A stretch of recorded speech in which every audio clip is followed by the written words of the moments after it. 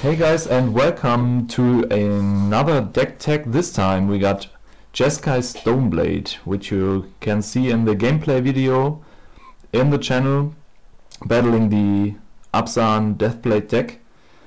And yeah, let's get started. So we start off with our creature base, which is pretty essential to the deck, of course, because we need a win con somehow. So Stoneforge Mystic, let's say all-star in Stoneblade decks, because obviously Stoneblade is named after this little girlie. And we got a 4-off, of course, because, as I said, it's our main win con, or one of them, and we really want to drop this sister on turn 2 to fetch up the following. So we got a B-Skull, of course, the Better Skull, and the Umezawa's Jit. So those two are staples in the Stoneblade decks, because they're obviously the best equipments you can fetch up with Stoneforge Mystic.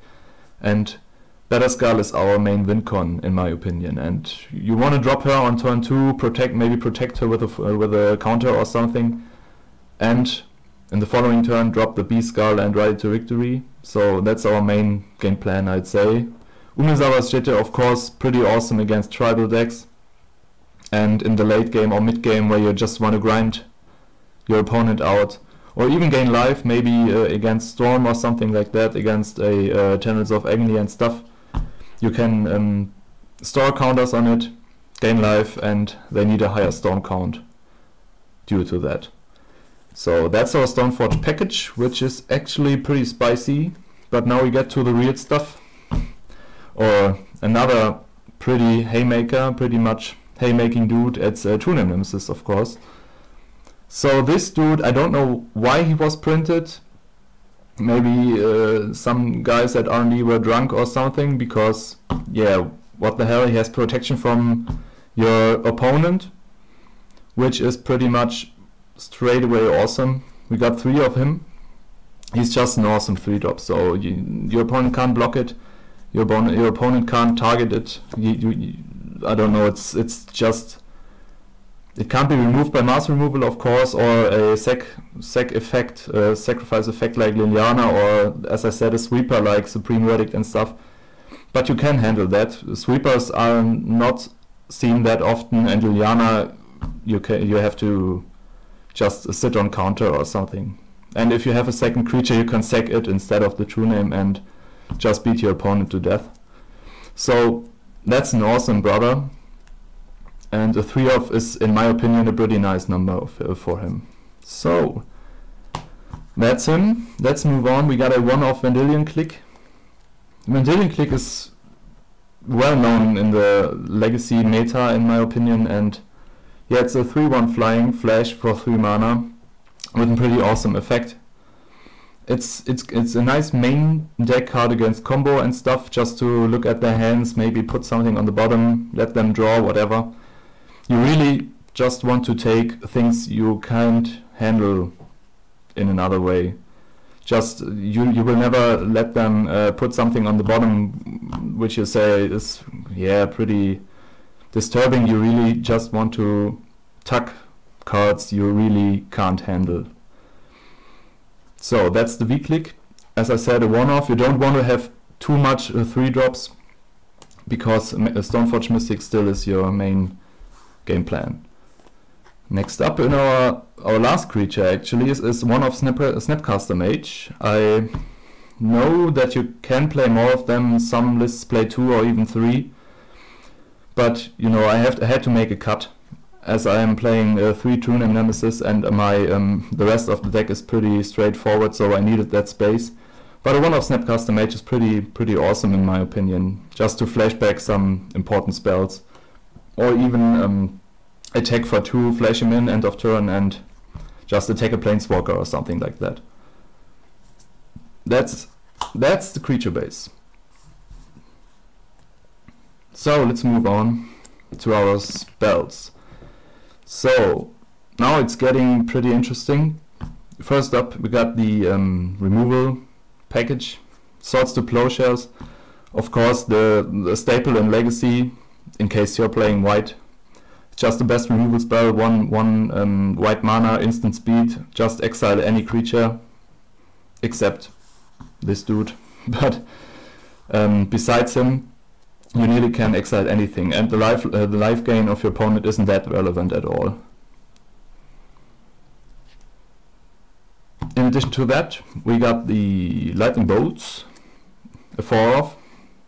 So lightning bolt, just in comparison to the swords, is a pretty staple removal spell and can actually shoot faces and planeswalkers, which is pretty nice, just to remove the last loyalty counters on a Liliana or a Jace or whatever. And because you don't have any other options to kill him instead of besides attacking him with a creature, but you have to resolve a creature for that. So that's a nice spell to have, or to remove some Deathrite Shamans and stuff. Now, our card advantage package is pretty straightforward, nothing special here. We got a 4 of Brainstorm, just hands up the most efficient draw spell in my opinion, in case you have a fetch land, just to make it perfect, you know, just draw 3 cards, put away 2 you don't need, fetch up, shuffle your library, and you have perfect card quality. And yeah, what to say about Brainstorm? People who play Legacy just know this card and want this card, and it's, in my opinion, it's one reason to play blue. If you play blue, you have to play Brainstorm, in my opinion. So that's one card. Another card is Ponder. Ponder is yet another pretty awesome card advantage spell. You look at the top 3, you may shuffle and draw a card. So most of the time, or not most, but very often, even though it's a sorcery, it's more efficient than a Brainstorm. Because in a Brainstorm you can get locked. Maybe you don't have a way to shuffle and put 2 crap cards on top, and the next 2 turns you draw some stuff you don't need. The Ponder is actually pretty awesome because you can shuffle and draw a card. So that's pure card advantage, or card quality, which is pretty awesome. And it's a way to shuffle as a follow-up to Brainstorm. Shuffle effects are always nice when you're playing blue, because you're doing so much library manipulation and drawing and putting things back and stuff. Next up, Dig Through Time. Dig Through Time is an all-star from Khans of Tarkir, in my opinion. It has the delve mechanic. So most of the time you just play it for 2 blue, look at 7 cards, which is absurdly good. Absurdly good. 7 cards are so much cards, or so many cards you look at, and take the 2 best of them. Okay, sometimes you just want to take all 7, of course, but most of the time you have 2 cards which are just straight ahead the best ones, and it finds answers, it finds threats, it finds everything you need. And yeah, hands down, it's just awesome. 2 of them. Also, you could play more, of course. You can always play a 4, but it's 2 blue, and you have to delve 6, and 6 cards are, yeah, it's hard to reach that, but not twice or maybe 3 times. That's pretty hard. The next dude I also count in the card advantage section, or even win con section, is Jace the Mind Sculptor. So yeah, he's the blue planeswalker printed, or the best planeswalker printed in blue, in my opinion. He's just hilarious. He does everything. He does Brainstorm for free. He does Fate Seal your opponent, or even you can Fate Seal yourself, put something awful back with a Brainstorm, and Fate Seal yourself, put it on the bottom. That's card quality. -1 is a bounce, just to, yeah, if things get out of hand, bounce some tokens or stuff. Or creatures you can't handle, bounce them, and on the way down you can counter them or something like that. And the -12 is just a win con straight ahead, which is nice as a backup plan in case our Stoneforge Mystics and 2 names get removed. So 2 of them, which is enough in my opinion, because it's a 4-drop and you don't actually want them on your starting hand, and in the mid to late game it's just awesome, especially on an empty board where you just drop this fellow and just go crazy with him. That's awesome. Alright, the last package is our countersuit. So Force of Will, it's not that tricky, it's not that interesting, or maybe it's interesting, but it's not that spicy at all, because there are no surprises in it. Force of Will, I'm actually playing only 3 in the main deck, because it's straight ahead card disadvantage, because you have to pitch some of your cards, and if you look at the blue cards I have in my deck, you don't want to never pitch a True Name. Even a Brainstorm or Ponder or even Jace as a pitch or a dig through time is just awful, and you actually just want to have these as a last stop to some counter, to some combo decks or stuff. We just have to. You have to counter something, and that's where Force shines. Besides that, it's not that awesome, as I said. Even it's okay, you can hardcast it for 5, but a counter for 5 mana is, yeah, whatever. Not that awesome. Next up, Counter Spell. I'm actually playing 2 of them. Some old-fashioned classic counter spells. That's pretty much the honest spell I have in the deck. 2 blue counter target spell, hands down. You can't complain about that. So yeah, it's just a hard counter, especially against things you can't handle or you have problems with, which are planeswalkers and stuff, or a counterbalance or whatever comes at you. You just leave up your mana and have a hard counter for it. So 2 of them, and the last one, Spell Pierce, which is much rather a soft counter, but it's 1 blue mana. We have a pretty low curve, and it fits pretty nicely into that, and most of the time it stops, especially in the early game, it stops stuff you can't handle or don't want to deal with. Such as Liliana of the Veil and stuff, or even a counterbalance. You know, just drop this and your opponent has to deal with it. Maybe even force it or Spell Pierce it by himself. So it's very efficient spell, especially against combo, and you have 3 of them, so you most of the time see at least 1 of it in your hand, and against combo it's pretty awesome to have these in your main deck. So that's it. Now to the land base. Let me put this aside, like this. So land base, actually no surprises here, just I think like you expected. We got our fetch lands, which are 4 flooded strands. So this is the on-color fetch land, just like Scalding Tarn. I only have 2 of them, but of course 4 of them would be better, because it's I'd only own 2 of them. So that could be 4, of course, because it's on-color fetching blue and red. So in addition to that, to those 2, I got 2 polluted deltas, just to fetch up my main color, because blue is the most important color, of course, and you just need to fetch up your islands or duels or whatever. Another 2 on-color fetch lands, Arid Mesa.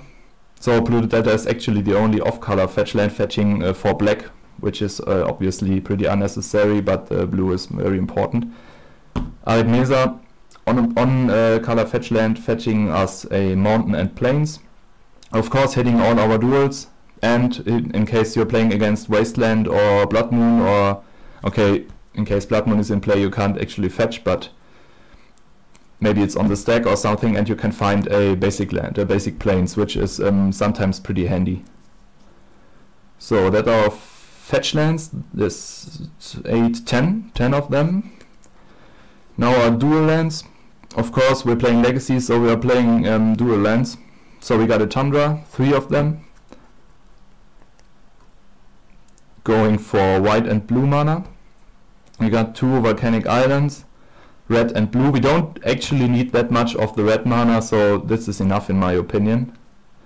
With it produces blue, which is important, and red, which is sometimes needed in case you need that bold.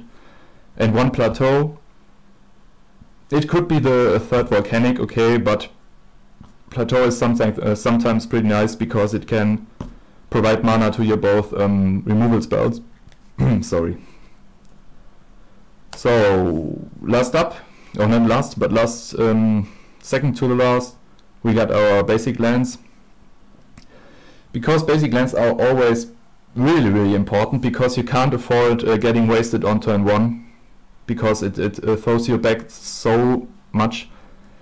And we got 2 islands, 1 plains and 1 mountain, so we can provide color of every mana without fetching our duels, because as I said, sometimes you just need those basic lands, and against Blood Moon and stuff. Last up, we got a Caracas. Maybe you expected that, because we play a V-click, a Vendilion click, so you can bounce your V-click, play it again, look at target opponent's hand again, or even at your own, and put something on the bottom. So that's just a one-off, because Vendilion click we actually play 1, so that's enough, and it's not needed that desperately. Okay, that for the lands. Last up, just have a quick look at the sideboard, which is yeah, no dirty cheap tricks here, just straight ahead stuff I need against certain decks. So we got 2 Pyroblast for those control or even combo decks where you can just counter a Ponder or Brainstorm, which will actually disturb their game plan, and especially of course in the mirror match or in the control matchup, it's pretty awesome for 1 red mana. The 4th, Force of Will, in case you really need it, as I said, against combo or even control. The 2nd V-click, for the same reasons I mentioned earlier. Yeah, it's just nice to have a 2nd one, especially against miracles, where you can respond to the miracle trigger, play a Vendilion click, and put the Terminus or Entreat the Angels or whatever back on the bottom. So it depends a bit on the meta, whether you're playing a lot of miracle and control or combo stuff. Against some hasty, against some aggro decks or fast decks, it's not that awesome because it costs 3 mana. So some graveyard hate is always needed, of course. We got a Relic, just to get a bit of card draw out of that. A Grafdigger's Cage, which is also pretty nice against elves, because the creatures can't enter the battlefield from your opponent's libraries. So it shuts off something like Natural Order and stuff. 2 Surgical Extractions. Yeah, it's some random, it's nice against Reanimator, where you just extract their big threat they are targeting with a Reanimate spell, or against combo, where you just take their, I don't know, Tutor or Dark Ritual even. That's pretty nice. Council's Judgment as a, yeah, answer all card. It's pretty awesome against Planeswalker and every other permanent you can't deal otherwise with. So is Wear Tear. So you can destroy artifacts and enchantments with it. As I said, in the main deck you don't have that many options to do so, so you side them in and destroy your opponent's Better Skulls, or even if you're lucky, you destroy a counterbalance with it. But that doesn't happen that often. So 2 of those. Next up we got some tech against Death and Taxes. So Sulfur Elemental with Flash and Split Second, white creatures get +1, -1. Just sweeps the board, literally, in against Death and Taxes. Talia and Mother of Runes and stuff just dies. So that's pretty awesome. A nice sweeper, and it is actually a clock with 3 power. So 3 sweepers are the last 3 cards. So we got a, let's start with this one, Supreme Verdict. Just a hands down, answer the board, kill them all, can't be countered, period. And 2 Sudden Demise. Sudden Demise is actually pretty nice, and I prefer it over Pyroclasm, because it, in case you take something like white, or you pick you have to pick a color, and each of the creature with a chosen color gets X damage. And Pyroclasm actually destroys your 2-name Nemesis, and Sudden Demise gets around that by just picking color red against goblins or green against elves or something like that, and you just swipe their board and your own sticks. So that's a nice one. Okay, so that was the sideboard and my Jeskai Stoneblade deck. So thanks a lot for tuning in. Feel free to subscribe to the channel for more videos, and yeah, stay tuned.